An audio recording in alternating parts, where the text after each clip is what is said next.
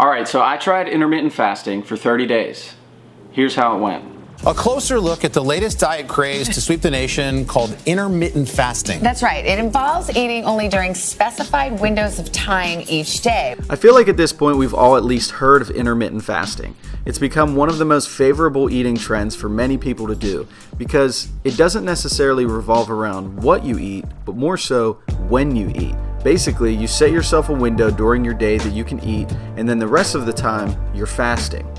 So there's 3 ways you can do intermittent fasting. There's the most common one, and the one I did, which is the 16x8 method, which basically just means you have an 8-hour window of eating and then 16 hours of fasting. Now, keep in mind, 8 of those 16 hours you're sleeping, so you're really only fasting for the morning and evening time.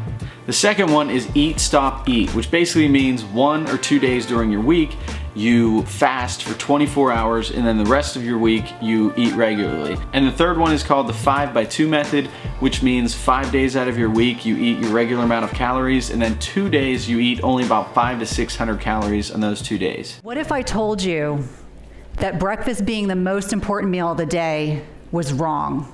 There's many health benefits to intermittent fasting. I mean, why do people diet in the first place?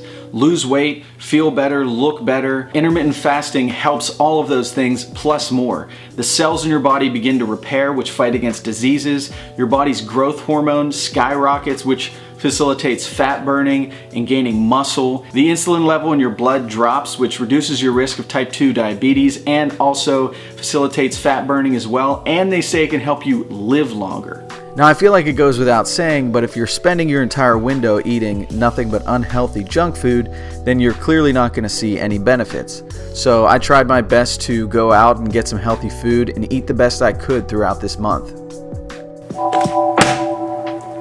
So being the most common option and the one I felt also would work best with my lifestyle is I chose the 12 to 8 hour window. Now, some of the challenges I immediately discovered were the fact that since I'm not a morning person like at all, and if there are days that I don't have to wake up and immediately do something, I sleep till 9, 9:30, 10 o'clock. So waiting until 12 to eat was not a problem at all. I typically don't eat breakfast anyway, so it really wasn't much of a challenge. What was a challenge was the late night snacking. That is my jam. That's what I like to do. And also, sometimes I wake up, get into my day. A lot of the times I forget to eat. It's 1:45 right now and I haven't even ate a bite of food yet today. So I'll eat now and then I'll get hungry again around 7, 8 o'clock, which is basically the end of my window. Now you could say that I could also push my time back and do it from 1 to 9 or 2 to 10, but there's just also days where I actually am really, really hungry and I'm just counting down the time until it hits noon until I can eat. So that can definitely get a little challenging. Okay, so I want to show you guys something. So I'm obviously in my apartment right now. I'm gonna go out on my balcony. Love that view. But I work right there. That is PF Chang's, where I'm currently doing some serving on the side. You know how sometimes they say something's like a stone throw away? I literally could probably throw a stone from my apartment and hit where I work. And the sad part is, I've almost been late like a lot of times. So the reason why I shared that with you is because I've been working a lot recently. Typically work nights. I go in around 4, 4:30, and I work till about 9 or 10. If I don't eat something before I go into work, or if I get busy and don't have the chance to eat while I'm there, then when I get off around 9 or 10 o'clock, I'm really, really hungry. And obviously that is outside of my window. So then I'm starving. So then I tell myself to not eat, and then the next morning I'm literally just waiting until the clock hits noon so I can eat again. And obviously it's not good to starve yourself, but that's where it was getting a little bit tricky with me because I don't really have the regimented, typical daily schedule. Like my days are always different. I couldn't really find a good balance of when to eat or when to do things and things like that. So I did feel like that was probably the most challenging part for me.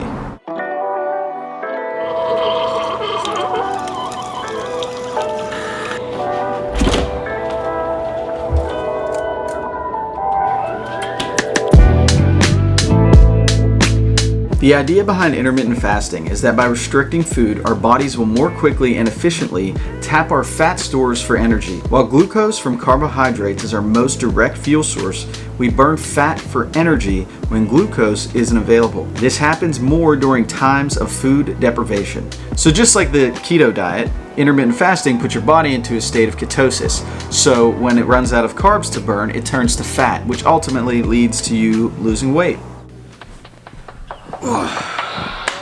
Alright, so let's wrap this up. Anytime I try to do a challenge, the key word is try. I'm not going to succeed every single day, and when I start to get in my head and beat myself up, I gotta realize that's a part of the challenge. Not every single day of your life is a success. You learn from that day, and then you move on, and you get in the horse the next day, and you get back on your grind the next day. That's what I did a handful of times with this intermittent fasting challenge. I did it for the month of March, and probably about 5 of the days I ate outside of my window. The first day I made a note of it was March 14th, which is my girlfriend's birthday. We ordered a bunch of takeout food, we watched a movie, had some wine, ate outside of my window. It is what it is. I mean, I'm not gonna not enjoy her birthday with her, so not a big deal. Get back on the grind. The next day, there was another time where I came home and I was just really hungry and I had a leftover quesadilla in the refrigerator. Picked it out, started eating it, looked at the clock.